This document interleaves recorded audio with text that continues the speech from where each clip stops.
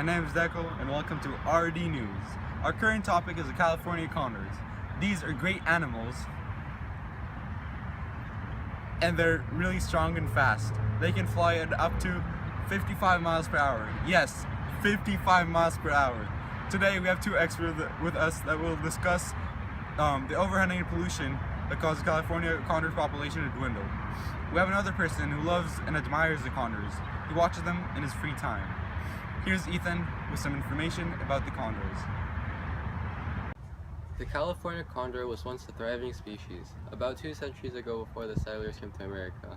But as a result of overhunting and pollution, the California condors have been at risk of extinction for a long period of time. The California condors once lived in parts of North America, such as California, Texas, Florida, and New York. But as people began settling further west, they began shooting and poisoning the food supplies of the condors. The California condor is a scavenger. They eat already deceased animals and do not kill their own prey. Rather, they pick at other animals' leftovers. The condors also can soar and glide for miles, without even beating their wings. They often nest in caves of cliffs and have been nesting in large sequoia redwoods. Thanks, Ethan. That was very interesting. Let's cut to Alex Lucero with some more interesting facts about the California condors. I'm Alex Lucero from the Department of Fish and Wildlife of California, and I'm here to talk about the California condor. The California condor was once a very abundant species found all across the Americas, but by the 1980s there were only 22 condors left in the wild. Due to overhunting and pesticides, as well as lead poisoning, the California condor's population dwindled. And in about the 1980s, my department started a conservation initiative to help save the California condor. Today, there are over 150 condors. Pollution has caused the amount of condors to decrease drastically over the years. When settlers first settled the West and Midwest, they began hunting and killing the condors for food and sport, until it was outlawed, due to the condors almost being driven to extinction. More recently, however, lead poisoning and many other different kinds of pollutants have prevented the condor populations from recovering naturally. Hunters who kill the condors often leave behind ammunition cases, which are made of lead.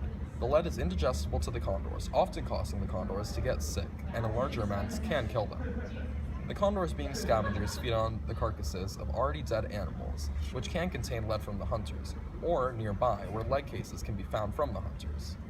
When the condors eat an animal that is poisoned, the pollutant stays in them long after they have digested the animal itself. Since condors usually eat in flying groups, more of the birds are susceptible to the poisoning. Wow, thanks for the information, Alex. A long time ago, condors could have been seen flying across these beautiful mountains. Usually, groups of condors would have been seen soaring in the sky, either chasing its prey, scouting for potential prey, or returning to their nests.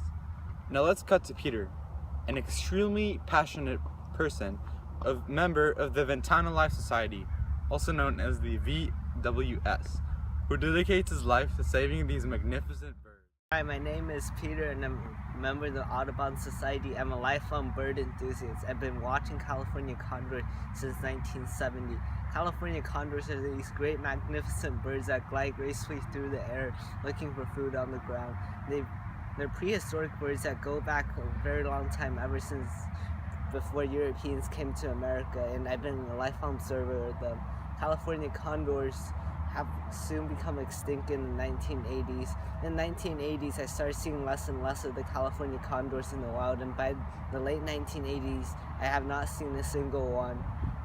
California condors have been pretty much extinct in the wild in the late 1980s. However, through the reintroduction program of the California condors in the 1990s, I've been seeing more and more of them. In the early 2000s, I've been seeing California condors gradually come back into the wild. I've been seeing more and more of them since the 2000s.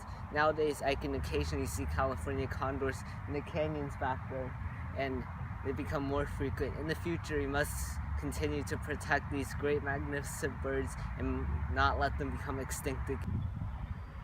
I never knew that the California condor was such an interesting animal. I really feel as though we should work to help preserve these magnificent creatures. Thank you to everyone who helped contribute to this episode of RRD News. For more information of how you can help save the California condor, contact the California Fish and Wildlife Services, as well as the independent groups such as the Audubon Society. Now, thanks for watching, and don't forget to like, subscribe, and leave a comment. See you next week.